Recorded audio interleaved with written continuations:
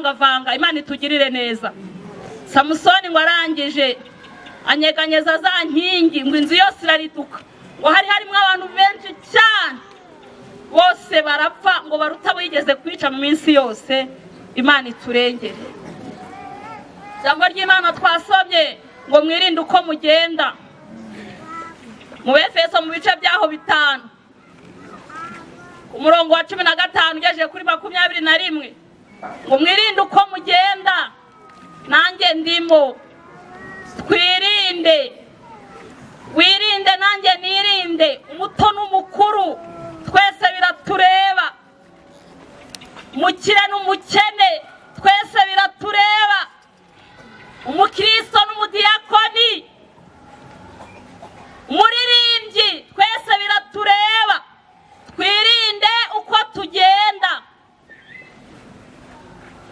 kwe kugenda nk'abatagira ubwenge, kwe gupfa kugenda uko tubonye, ahubwo tugende nk'abanyabwenge. Ducunguze uburyo umwete kuko iminsi ni mibi. Imana itugirire neza. Tubwirane zaburi n'ibihimbano. Kera ngo abana b'Imana iyo bateranaga baganira, ngo Imana yumvaga impumuro yabo nziza bari kuganira, igahaguruka. Haleluya, amen. Igahaguruka ikaza kumva icyo abana bayo bari kuganira.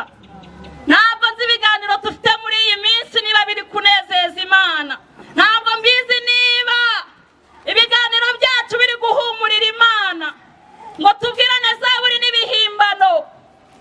Imana itugirire neza.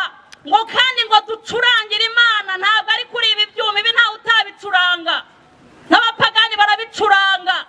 Kubyina ntawe utabyina, umuntu wese iyo yizihiwe arabyina. Gusenga n'abandi barasenga bakaniriza n'ubusa, burya n'abadayimoni bazi kwiriza ubusa. Ariko twirinde. Ikintu gikomeye kiruta ikindi ni ukumenya kwirinda icyaha, ni ukumenya kunesha icyaha. Hari abatwari kumwe ndababwira ntigikomeye niba wuzura umwuka wera ukavuga mu ndimi ukaba utabasha kwirinda icyaha, uwo mwuka wera ntacyo ukumariye. Imana idufashe. Niba uvuga ngo urakijijwe wuzuye umwuka wera, urahanura, ugasambana, ukangana, ukagira ishyari, ukagira amatiku, nta mwuka wera ufite. Mwuka wera ni uwo kuturinda ibyaha, ni uwo kudufasha kurinda ibyaha. Wo ni wo mwuka wera wa mbere. Ariko iri jambo ryatubwiye ngo mucurangire Imana mu mitima yanyu. Imana itugirire neza. Mucurangire Imana mu mitima yanyu, hanyuma ibindi tubyoroseho tubikora hanyuma, ariko twabanje kwicurangira mu mitima yacu. Imana itugirire neza. Ndashoje.